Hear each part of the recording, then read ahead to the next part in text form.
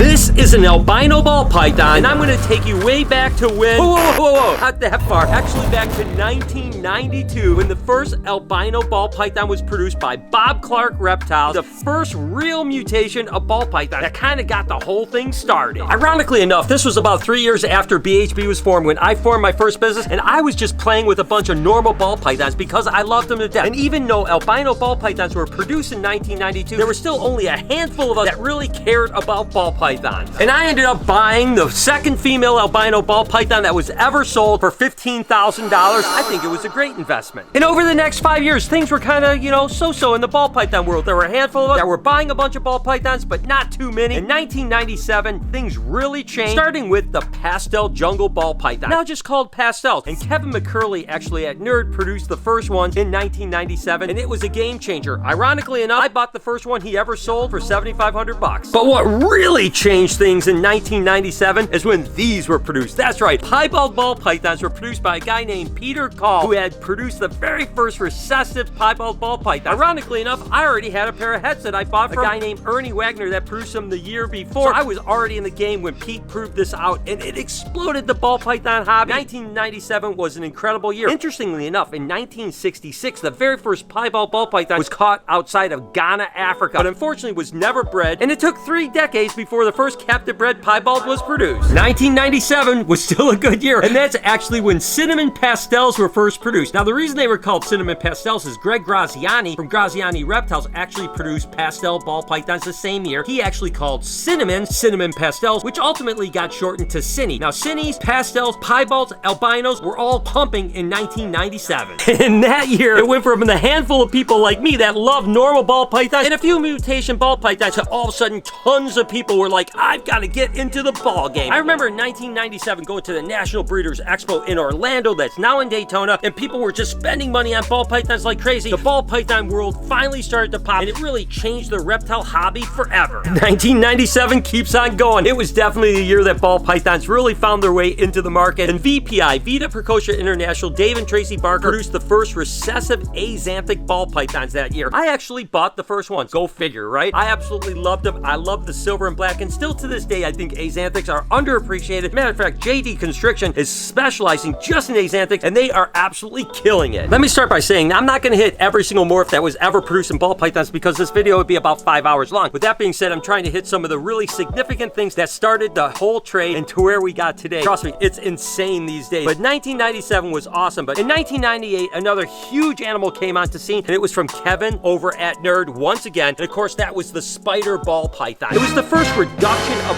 pattern in an incomplete dominant animal that we had ever seen. And spiders really opened up the opportunity to start breeding the pastels and cinnamons and pieds and albinos into spiders, and it really changed the game tremendously. This one was a big one. And like I said, I've been messing with ball pythons since I was a kid, and I always loved them. But finally in 1999, I made the biggest mark for BHB, producing the very first pinstripe ball python, just 1 year after the spider ball pythons. Now, they were both similar in the sense that they were a reduction of pattern and incomplete dominant. Interestingly enough, neither one of them had a super, but in those days, we didn't know that. We were just producing cool looking snakes. So we produced the very first pinstripe ball pythons in 1999, and I tell you what, it certainly changed the trajectory of my business. Another banger that happened in 1999 was these guys here. The clown ball pythons were produced by VPI, Vita Precocia International, Dave and Tracy Barker. After the axanthics that they had produced a couple years before, they produced another recessive mutation like this one. Ironically enough, I already had an adult female, and I produced the first double-head albino clown ball pythons the same year, 1998. So it was definitely a good year. 97 and 98, the ball python game was absolutely exploding. It was at a fever pitch. Everybody that was into reptiles wanted ball pythons, and now people like me that were on the outside, where everyone thought I was crazy for working with ball pythons, everyone wanted in. One animal that I skipped over that was an early on animal was actually the genetic stripes. When Bob Clark brought the first albino ball pythons prior to producing them in 1992, he was forced to buy an animal that looked just like this. He actually didn't even want the animal, but he wanted the albino, so he ended up buying it. And then it turns out that it was a genetic stripe ball python that he produced later on. That was another recessive mutation. Interestingly enough, by then, albino ball pythons were relatively inexpensive, and genetic stripes were going for $15,000, which ironically enough, I bought a pair for $30,000. And now genetic stripes are making a huge resurgence with people like Justin Kabelka over at Canova producing some amazing clown genetic stripe combos with a bunch of other mutations in them. All these years later, finally, the genetic stripes are back on the map. In 2001, another cool recessive mutation was hatched, and that was by VPI once again, and that was the lavender albino ball pythons. Now, as babies, they look a lot like a normal albino ball python. As they get older, the white turns into a purplish color, which is really cool. These guys came out of Benin, Africa, by a guy named Patrice, who I was offered the original lavender albinos and turned them down, and VPI bought them, and the rest is history. Around that time, a player named Ralph Davis Reptiles really came on the scene and started producing some amazing animals, including the lavender pie cross, which are double recessive mutations. And back then, there wasn't a lot of double recessive mutations. He called them dreamsicles, and they are absolutely wonderful. And hey, let's keep talking about Ralph Davis Reptiles. He actually had the first lesser ball pythons. Absolutely incredible mutation. Believe it or not, the animal that he imported from Africa was actually an allelic animal called a daddy plag. So essentially, he didn't import a lesser, he imported a lesser that was allelic to another animal that ultimately turned out to be something different. But the truth was, the lesser was an incomplete dominant animal, and that was the key to the next big mutation that was produced by Ralph. And that would, of course, be the blue-eyed leucistic. Now, the white ball python was the holy grail of ball pythons back then, and everyone wanted to produce one, and everyone hoped that one day they would. And when you bred lesser to lesser, among other things, you could produce the blue-eyed leucistic complex, which was really amazing. But ironically enough, that wasn't the first white snake. And that would actually be the ivory ball python. And look at this cute little monkey here. It just started to shed, and it's just got its head off. It's going to shed the rest of its body. Now, that actually was produced by yellow belly to yellow belly by the Sutherland, and that was the first animal that was actually produced in captivity that was solid white. But ironically enough, an ivory was imported into the country before that. It was bought by a company called Pro Exotics, not knowing that it was actually a super yellow belly ball python. And speaking of the snake keeper and white snakes, they actually produced a Mojave ball python, which again was another incomplete dominant that in the blue-eyed leucistic. So if you breed Mojave to Mojave, you can produce blue-eyed leucistics. If you breed Mojave to lesser, you can produce blue-eyed leucistics. So that all of a sudden, all these white snakes started happening. Now, the reason they called them Mojaves, at the time, they lived in the Mojave Desert area, so they named it a Mojave. Now they live outside of Salt Lake City, Utah, and still have a bunch of really rockin' snakes. But Mojaves don't just produce blue-eyed leucistics. There's actually another snake, a guy named Tom Baker, who unfortunately is no longer with us, produced by breeding to what he called a special ball python. He bred that special ball python that looked basically like a normal to a Mojave, just trying to produce more Mojave ball python, and he produced what's called a crystal ball python. Still one of my favorite names of all ball pythons that's ever been produced, the crystal ball python. Back to yellow belly ball pythons. Now, Amir down in Florida really pioneered a lot of the yellow belly mutations when they first were coming out, and he actually produced the very first puma ball pythons, which are super cool. They're allelic, so basically what happens is if you breed a spark to a yellow belly, 1 in 4 on average would come out puma, which is really amazing. But before I produced the puma ball python, the first allelic ball python that ever was produced was actually this one right here, not this specific animal, but this mutation, which was called a super stripe ball python. And again, Amir at yellowbellyballpythons.com is the one that produced this animal. And I remember when he first produced it, he brought it to an expo, and it actually got loose one night. We spent 3 or 4 hours looking around after everyone left, and he actually found that animal. It was a one-of-a-kind animal. Oh my gosh, I can't imagine how hard his heart must have been beating when he saw that that animal was escaped at the expo. Then there was another allelic animal from a yellow belly, which of course would be the highway ball python. Now, interestingly enough, the highway ball python is a gravel bred to a yellow belly animal company that's run by Bill Brandt, now by Mike Lehman, actually produced these. Now, the gravels look an awful lot like a yellow belly, so he was actually breeding what he thought was 2 yellow bellies together in order to get ivory. And when he produced the babies, out popped the highway ball python, and hey, I tell you what, they're one of the most spectacular animals still to this day. You gotta remember, in the early days of ball pythons, there were only a handful of major players, right? Maybe less than 10 people that were producing all the amazing morphs. This was actually a Ralph Davis production. It was a black-headed ball python. It's an incomplete dominant animal that has a super black head that's absolutely amazing. Nowadays, there are so many more people that are producing amazing animals. It's kind of hard to keep up on. Back then, it was pretty easy to do it. And again, I'm missing a bunch of really key animals. I just want to give you the basis of how ball pythons really got going and where these beautiful animals came from. Speaking of a beautiful animal that is a blackhead, this is actually a blackhead, black pastel piebald ball python. So you start to see the layering of animals and how incredible they can get. I cannot wait till this male gets up to size next year and breed, because he's going to be an absolute ripper. In 1996, we imported a bunch of normal ball pythons from West Africa, and Lori picked out an animal that looked just like this. She said that it looked kind of cool. There's actually 2 of them, a pair of them, ironically enough. She marked on the cage, Lori keep, and we just started calling them Lori ball pythons, not realizing that they were actually going to be genetic. When we got the male up to size for the first time, we bred it, and to our surprise, half the babies came out looking just like the dad, and hence we started calling them Lori ball python. And then when we bred Lori to Lori, we produced super Loris, and ultimately we started producing stuff like this, which is the super Lori leopard. And when these guys are born, they're actually born with that bluish tone to them, which makes them absolutely incredible. And this year we hit some bangers as well. And I can't believe I slept on this project project for so many years. This is actually a black pastel leopard lorry ball python. And then this is actually a black pastel lesser Leo lorry ball python. Oh my gosh, add one more thing to it, just gets better and better. And I love the way this one came out. This is just a lesser leopard lorry ball python. Oh my gosh, I can't believe it took me this many years to realize how amazing this mutation is. In 2002, Ozzy from Ozzy Boys produced the Orange Dream ball pythons. Now this is actually a super orange dream city. You can see how absolutely incredible it is. But the Orange Dream project came to life in 2002 and Ozzy started on the scene. Now he's a legend in ball python, producing some of the best morphs out there. But it all started in 2002 with the Orange Dream that he bought from a guy named Ian Nizdowski from Outback Reptiles. And speaking of Outback Reptiles, actually the red striped ball pythons were produced by Outback back in the early 2000s, and that was an animal that didn't seem to be that exciting. But boy, oh boy, over the last 10 years or so, they have done so many things. Of course, the Pompeii, which is an amazing clown mutation with red stripe in it, really put the red stripes on the map. But Ian over at Outback was the first one to produce it. In over 20 years, I was producing a lot of really cool mutations, whether it's combinations or first animals. But in 2012, the next step happened for me at BHB Reptile. And of course, that was the Sunset Ball Python. I had imported a Sunset Ball Python 7 or 8 years prior. Bred it, produced some heads. I really thought it was going to be incomplete dominant. So when I produced the heads, I was really kind of discouraged and thought there was no way that was actually going to turn out to be genetic. It took me 6 years or so to raise that up and put it together. And when I did, out popped the Sunset Ball Pythons, the very first ones, which now still, even to this day, are in high demand. Following up the Sunset in 2012 and 2013, we had another huge hit, of course, when we produced the scaleless ball python. I brought in a scaleless head ball python, and I just thought it was kind of an interesting animal. When I bred it, about half the babies came out with a little bit of missing scales on their head, and then I thought, well, what if you breed scaleless head to scaleless head? Would you produce an all scaleless animal? And sure enough, we produced the all scaleless animal, and it was absolutely crazy how good. It turns out that they're a little bit difficult to care for, and they didn't turn out to be the project that we had hoped for. But now if you keep them properly, which is keeping them in a very dry environment, only giving moisture when they're actually shedding. Now these guys will shed more rapidly than a normal ball python, but now that they're out there and been worked with for almost 10 years, people have learned how to actually keep them alive for a long time, and they seem to be living pretty decent lives. Bamboo ball pythons, another blue-eyed leucistic complex animal, was produced by Emmanuel Noah over in Accra, Ghana, who is really the granddaddy of mutation ball python. Without Noah over in Africa actually pioneering ball pythons to be shipped in the US, we probably wouldn't have the community that we have now in the ball python world. And he actually produced bamboo ball pythons. We were one of the first people that bought them. They were big bucks at the time, but I still love this morph. Now they've become pretty affordable. And listen, there are tons of new mutations that are out, like Wookiee, Puzzle, Confusing, Krypton, and tons more. I just wanted to give you guys a basic idea of what's been happening over the last 30 plus years with ball pythons. The future is amazing, and the mutations continue to pile up each and every year. What will next year bring? I don't know, but that's all I have to say on this topic. Hope you guys enjoyed today's video. If you did, there's a playlist that you can watch all kinds of videos.